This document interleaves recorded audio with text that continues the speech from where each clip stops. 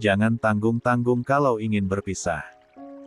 Cukup lepaskan kalau memang mau melepaskan. Jangan mempermainkan hati.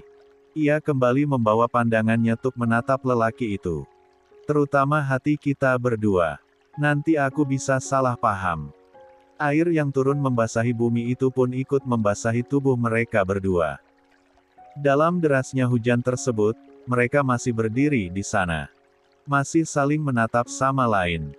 Sungguh, bolehkan Mahesa merengkuh tubuh perempuan ini? Ja sudah benar-benar setengah gila merindukan kelembutannya. Ia sudah hampir mati menginginkannya. Ia hanya sedang bertahan dalam kerumitan ini, sebelum ia menyelesaikan semuanya.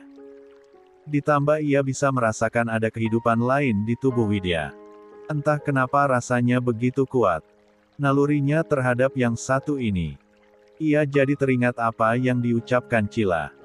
Yang mengatakan kalau ia bermimpi wanita ini sedang mengandung adik-adiknya. Benarkah? Tapi ia orang medis yang seharusnya logis. Harus membuktikan segala dugaannya lewat pemeriksaan. Tidak bisa hanya lewat perasaannya. Tapi bagaimana caranya? Widya pun kemudian menyudahi semuanya. Menurunkan tangannya dari sana. Kemudian menggenggam kedua tangan Mahesa untuk menyingkirkan dari pinggangnya. Perempuan itu kemudian memutar tumitnya. Kembali melangkah pergi. Jangan ikuti aku, Mahesa, ucap Widya sesaat. Aku sudah hancur, jangan makin kamu hancurkan lagi. Tangan Mahesa pun kontan terulur. Mencekal tangan Widya dan menahan pergelangan tangan perempuan itu, jawab pertanyaanku. Apa hasil pemeriksaanmu saat itu? Apa mungkin memang kamu hamil? Mau tidak mau, Mahesa meluncurkan pertanyaan yang berjejalan dalam kepalanya itu. Untuk sesaat Widya terdiam. Sebelum kemudian menyentak tangan Mahesa dari tangannya. Ia tidak menjawab pertanyaan lelaki itu. Langsung saja berlalu dan melanjutkan kembali langkahnya. Tidak mendapatkan jawaban. Mahesa langsung melangkah lebih cepat dan menghadang Widya tepat di hadapannya. Jawab aku, Bun. Tangan Widya pun langsung terkepal di samping tubuhnya. Hatinya langsung membara disinggung tentang kehamilan. Apa yang kamu harapkan dari wanita mandul sepertiku, Mas? Untuk apa lagi kamu bertanya? Kamu mau nyindir aku? Mahesa menelan ludahnya lambat. Bukan itu maksud dari pertanyaannya. Ia bukan ingin menyinggung wanita itu. Tapi sepertinya dia malah salah paham. Tatapannya kini malah beralih pada perut Widya. Kaos tipisnya yang basah membentuk cuidyagan pada bagian yang dulu rata. Entah dorongan dari mana, tangannya terulur untuk menyentuh permukaan perut itu. Namun dengan segera wanita itu menepisnya. Jangan berharap sesuatu hal yang nggak mungkin. Jelas-jelas kamu tahu aku diobat sama orang tua kamu yang nggak punya hati itu. Hamil dari mana? Jangan gila. Aku nggak pernah periksain diri aku.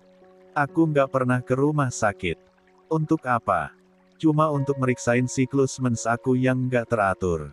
Aku nggak. Semanja itu, Mahesa, jangan bohong, Bun. Widya menyentak dan melepaskan tangan Mahesa yang ada di genggaman tangannya. Enggan lagi berdebat dengan lelaki itu, Ja pun melangkah cepat melewati Mahesa dan segera pergi dari hadapan lelaki itu. Tidak lama kemudian, ada sebuah mobil yang berhenti tepat di sampingnya. Kaca mobil mewah itu kemudian diturunkan. Bi, kenapa kamu hujan-hujanan di sini? Terdengar suara Ranti yang menyapa Indra Mahesa. Lelaki itu langsung menoleh pada sang kakak, lalu berbalik mencari keberadaan Widya. Perempuan itu masih belum jauh. Kita antar Widya, Mbak. Ranti pun langsung menatap ke depan mobilnya. Melihat sosok Widya yang berjalan di bawah hujan yang sudah mulai mereda. Oke, ayo cepat. Jangan lama-lama ninggalin rumah. Semua nyariin. Mahesa pun kemudian melangkah mengejar Widya. Dan Ranti pun melajukan mobilnya pelan mengikuti Mahesa.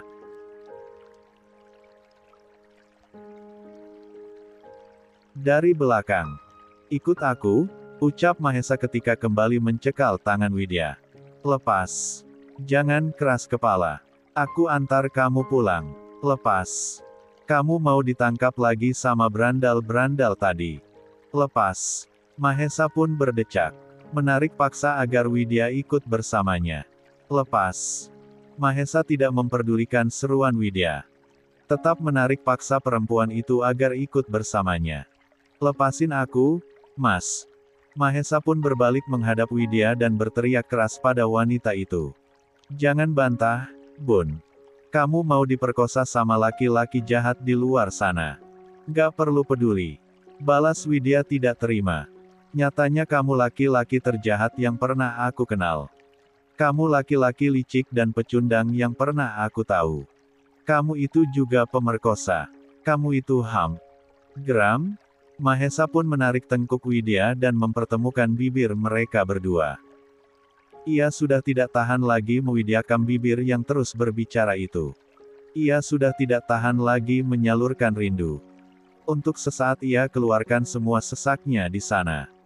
Ia tumpahkan dalam penyatuan bibir yang sudah lama tidak ia rasakan. Ranti sampai meneteskan air mata dari dalam mobilnya. Ia bisa melihat betapa besar rasa cinta dua insan di depannya. Tapi besarnya rasa cinta itu sama besarnya atau mungkin bahkan lebih besar dari rasa sakit yang hadir di antara mereka. Pundak itu pun sampai bergetar merasakan penderitaan dua insan yang harusnya bisa saling berbagi kasih dan saling menguatkan di saat-saat yang seperti ini, tapi yang terjadi malah kembalikannya, mereka semakin saling melukai. Plak. Tangan Widya kembali melayang di permukaan pipi Mahesa ketika ia berhasil melepaskan tautan bibir itu. Ia pun langsung berteriak kencang. Air matanya meluncur begitu saja. Brengsek. Kamu brengsek Mahesa Hans Perdana. Kamu cuma bisa ngasih luka untuk aku. Kenapa aku harus ketemu laki-laki sebajingan kamu? Kenapa? Ia hampir saja terlena. Ia hampir terbawa arus oleh bujuk rayu dalam hatinya yang menyeru butuh.